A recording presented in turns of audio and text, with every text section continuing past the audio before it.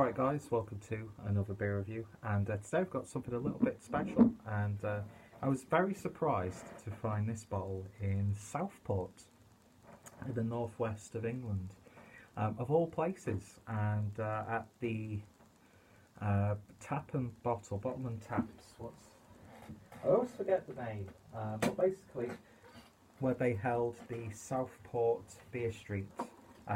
Cool little bottle shop, great range of beers, and both on tap and in the fridges. And I saw that, this on the top shelf, and we've got some Canadian craft from Bellwoods Brewery, and this is a bottle of the Jelly King, which is 5.6% ABV dry hopped sour beer, brewed and bottled in Toronto, and drink fresh, do not age. No idea what the actual age on this is. But yeah, pick this up from Bottles and Taps, I'm going to call it. I will, of course, give the proper name in the description box. But yeah, awesome artwork on this. I heard a lot about this beer from our Canadian friends, so dedicating it to those guys, the Beer Analysis 101 chaps, and of course the Albino, Rhino, BDU folk.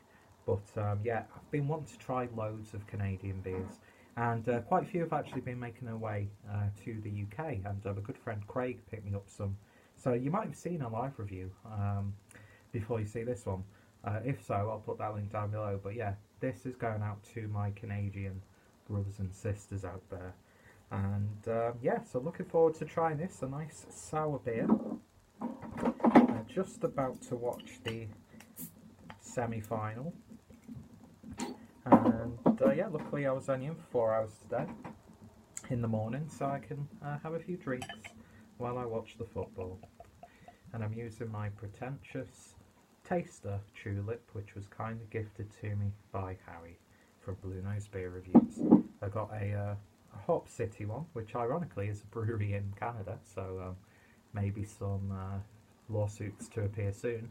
And yeah, from Hop City, and I got a Dark City one as well. But yeah, look at that, absolutely lovely. It reminds me of like lemon cough drops. Do you know what I mean? There's like lemon sweets, lemon curd, that sort of thing. Nice and golden, hazy, and a beer poured with about half a finger's worth of a white looking head. A little bit of sedimentation in there, but not much. Nice streaming carbonation. So let's see what we get on the nose. No idea how old this beer is, because there is no actual bottled on date or best before date on the label. But I did buy it about over a month ago. No, actually, about a month ago.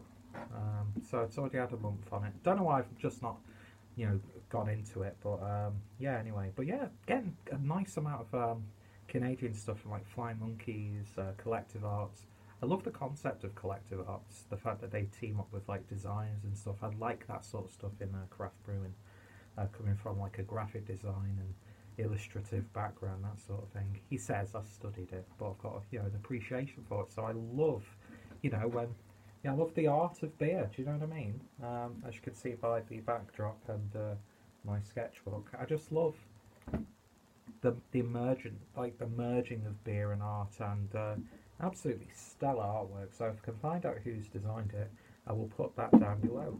But yeah, for some reason I was expecting this to be red, but yeah, I'm not sure if this has got any sort of fruits in it, if it's just like a sour, like a culture, and then they've dry hopped it. But it certainly looks hoppy by any stretch. So let's give it a sniff. Oh, that's so nice. You definitely get the hops in there. Nice American hop character, with a little bit of like a lemon sherbet character as well. It's got like that tang of a lemon sorbet. But yeah, I guess there's sort of like Citra or Cascade in there, because it is really nice and fruity and gentle, but more on the citrusy side of things. Almost like a cloudy lemonade. It smells really, really nice, and it's still got a little bit of a punch to it. So as I keep touching my fringe and making it progressively more greasy, let's give it a taste. Cheers, guys.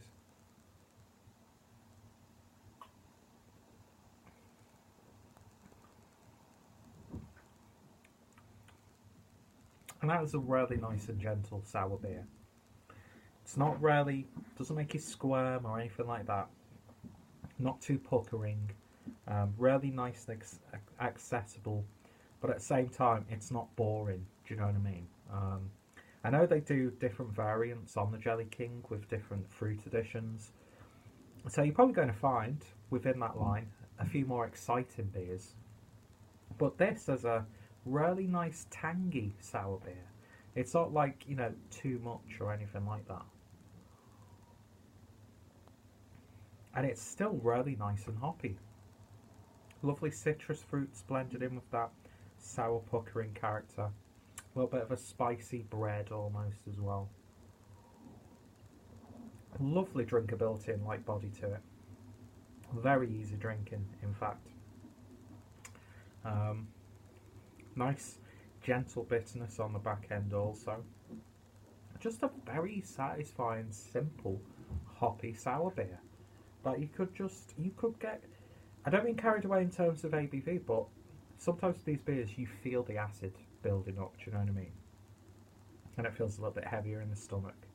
But this, it's tangy. That's what it is. It's tangy. So some people might drink this and think, oh, that's really quite a boring beer. No, it's not. It's just a nice, tangy, rounded, hoppy sour beer. Makes you salivate as you're drinking it. It's far from the most exciting of its style, but I could happily drink loads of this, and I'm happy that it comes in a 500ml bottle, so that's greatly received and appreciated, Canada. Thank you so much. Why can't more craft breweries put stuff in 500ml stuff? I mean, I like the 440 cans that are all the rage now, but I do appreciate when we get a full 500ml of beer. I paid a little bit more for this, obviously, because it was imported.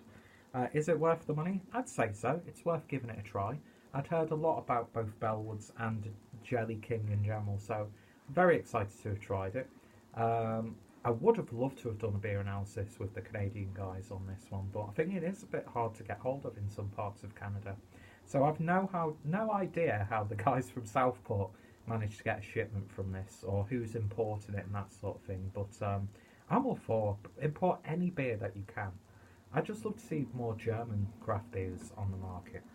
But yeah, so I'm very excited to receive the beers that Craig picked up for me. And yeah, this is a really nice introduction to Bellwoods. And it's actually probably one of the nicest and drinkable sour beers that I've had for a while. I'm more of a goes type person. I don't need it to be like in your face or anything like that.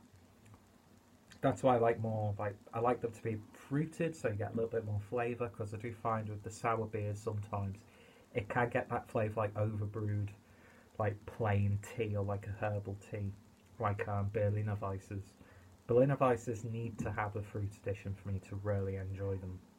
But this, just from the hops alone, I'd imagine is just really, really nice. It's lemon sorbet in a glass, to be honest, and I'm all for it, especially in this muggy weather that we're having. So my rating on Jelly King from Bellwoods Brewery, I'm going to give that a very solid 8.5 out of 10. I really, really like that. I would have picked up another bottle if not for the price. Not sure how much this costs in most LCBOs or beer shops or on site from Jester King. Jester King? Where the fuck did I get Jester King from? Bellwoods Brewery. But yeah, the price is probably the biggest thing that would stop me getting another bottle of this right away. But I wouldn't turn one down if I saw it and I'd remember that was a really nice beer. So 8.5 out of 10. Check out Bellwoods Brewery.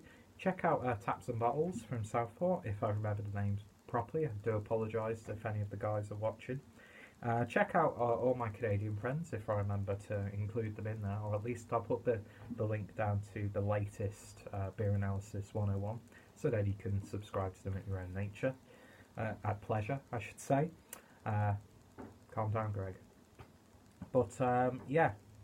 And yeah, check out all of those people down below. Check out my sour beer playlist. If you tried it, let me know your thoughts and opinions. If you tried any beers from like this, I'm getting really gassy now because we've just eaten. Then give me your thoughts and opinions. What's your favourite in the series, are you a fan of the brewery? I'd love to hear the thoughts and opinions of the Canadian guys, even though I will be posting it on the little Facebook group we have. And yeah, I'm very, very impressed with that. And yeah, that's not going to last me too long, which is very rare for a sour beer, because I do usually take my time. But I think they've got that balance of hoppiness and sour really, really nicely. But if you're looking for a really puckering, in-your-face sort of sour beer, you're going to be a little bit disappointed. This is a bit more rounded, a bit more accessible, tasty, and yeah, not going to last me. It's not even going to last me before the football's even fucking started. Do you know what I mean? But yeah. Anyway, thank you for watching. Thank you for sitting with me for like 7 minutes of a review, which should have ended there, and then 4 minutes of absolute gibberish. It's a clueless drink away, and I'm never going to change. So you'll have to grin and bear it. That's what she said. See you guys later. And yes, I do write all of Nick's good jokes, and I need to write more for him. Ta-ta for now.